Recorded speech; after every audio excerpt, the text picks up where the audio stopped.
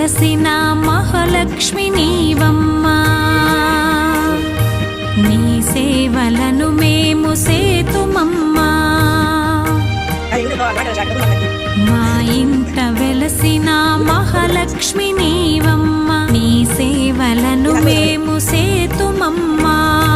పసుపు కుంకుమలతో నారికేలములతో, పసుపు కుంకుమలతో నారికేలములతో నీ పూజ ఘనముగా చేయుదము తులసమ్మ.